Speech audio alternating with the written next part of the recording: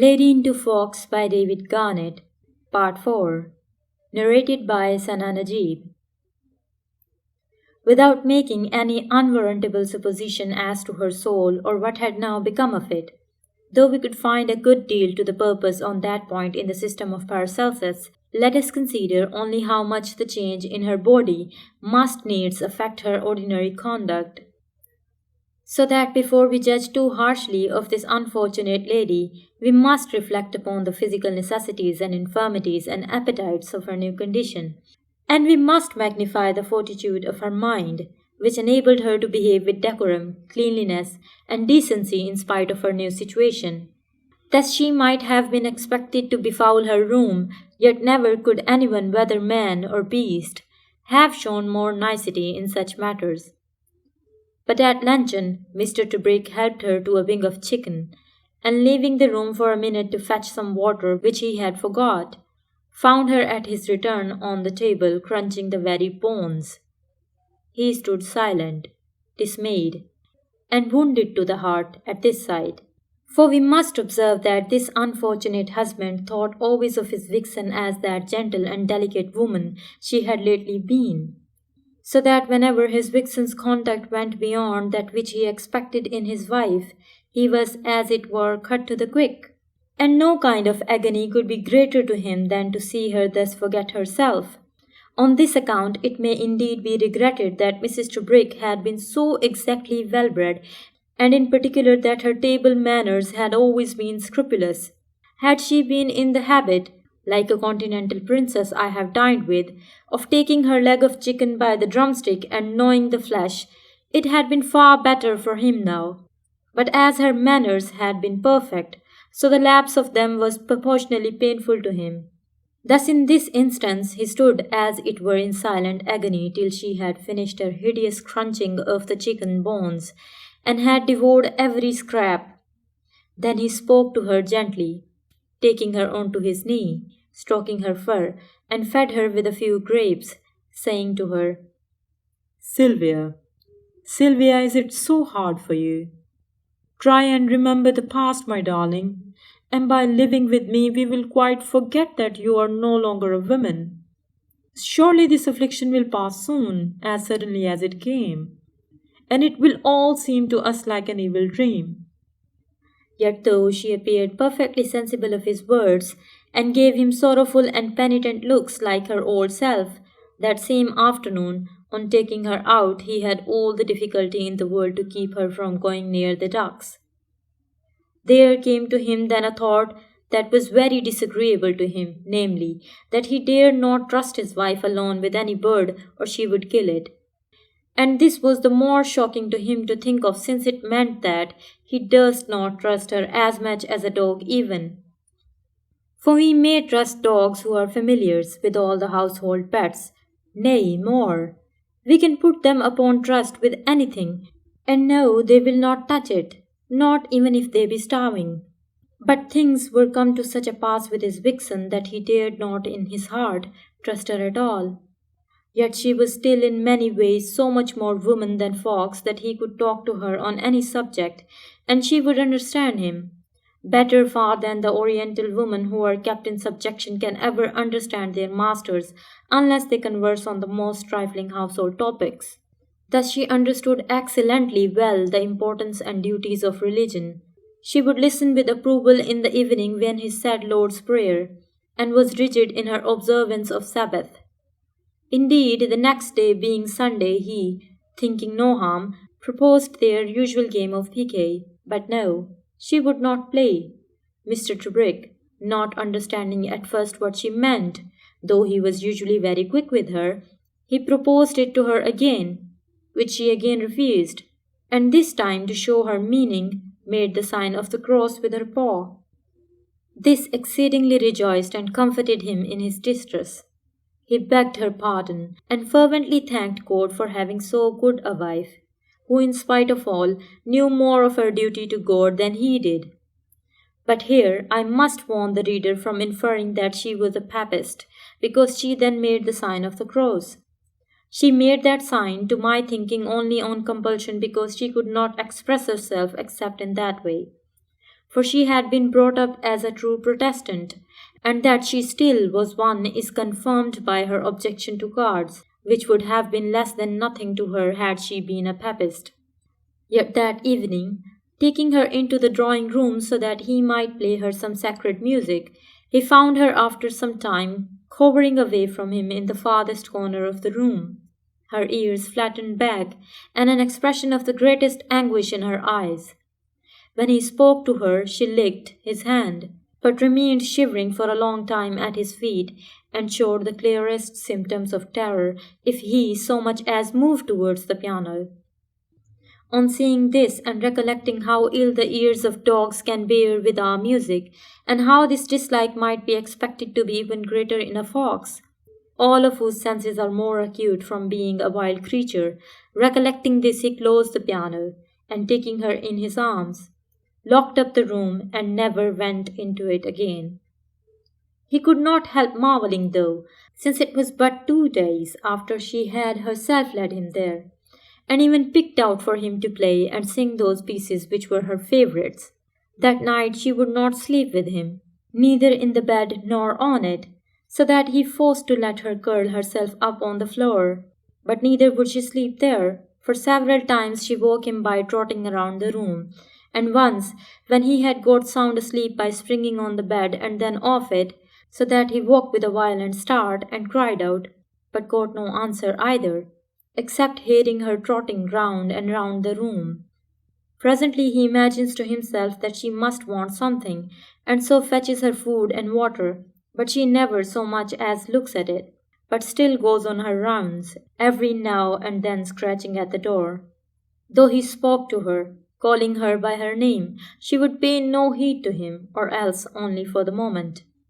At last he gave her up, and said to her plainly, The fit is on you now, Sylvia, to be a fox, but I shall keep you close, and in the morning you will recollect yourself, and thank me for having kept you now.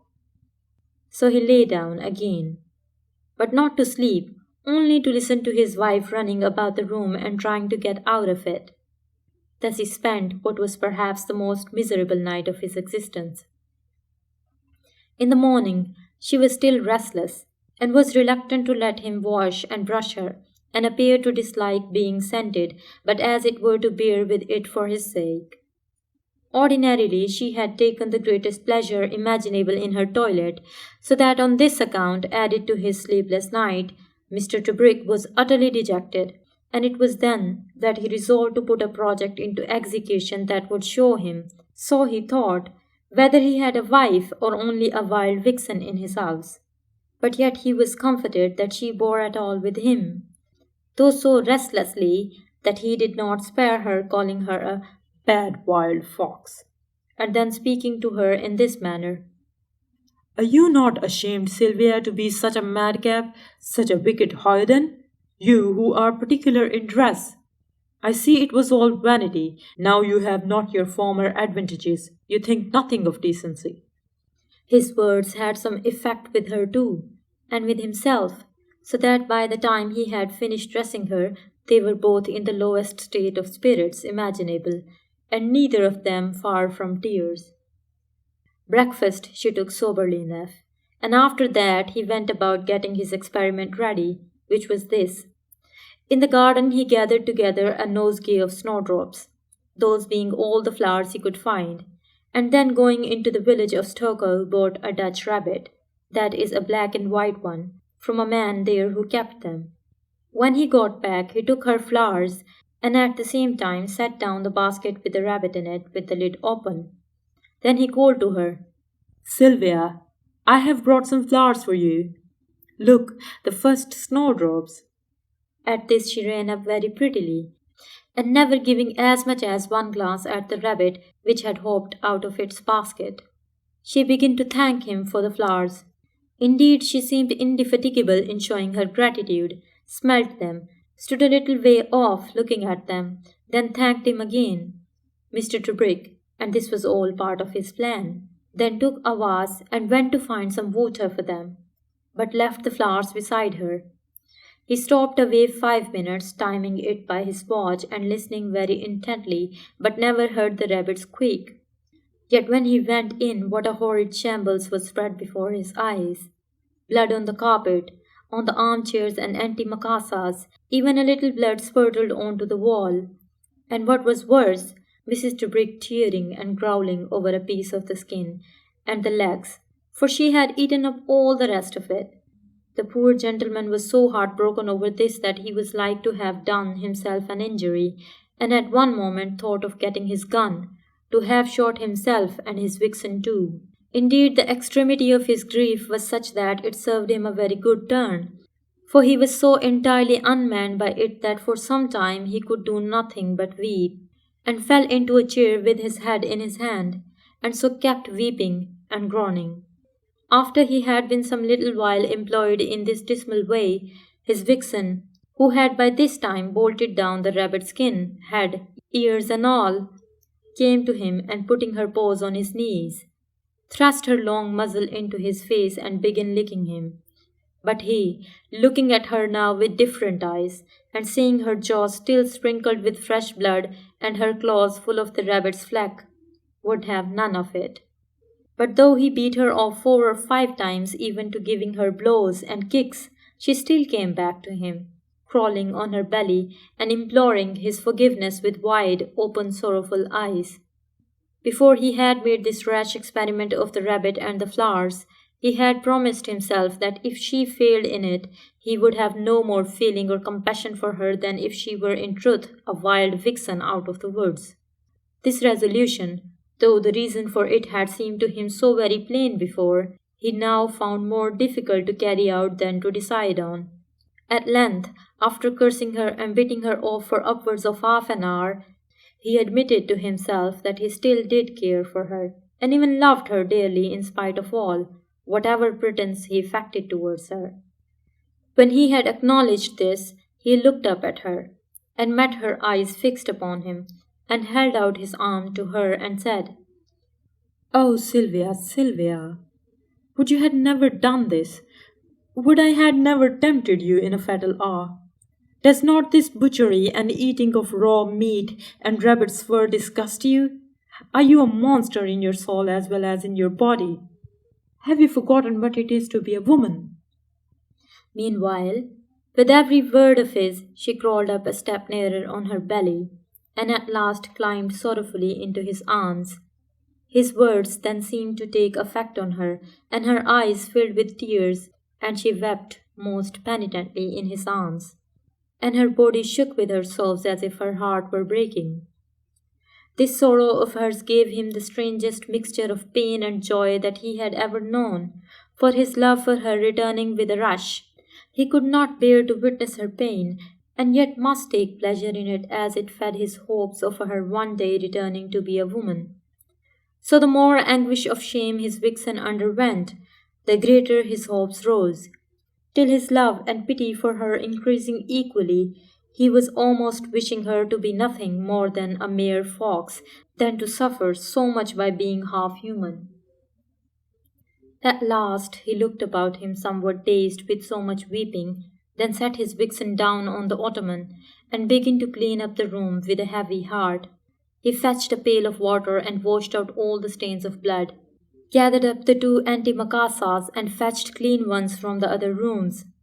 While he went about this work, his vixen sat and watched him very contritely with her nose between her 2 front paws, and when he had done, he brought in some luncheon for himself, though it was already late, but none for her, she having lately so infamously feasted. But water he gave her, and a bunch of grapes. Afterwards she led him to the small tortoise-shell cabinet, and would have him open it. When he had done so, she mentioned to the portable stereoscope which lay inside. Mr. Tebrick instantly fell in with her wish, and after a few trials adjusted it to her vision.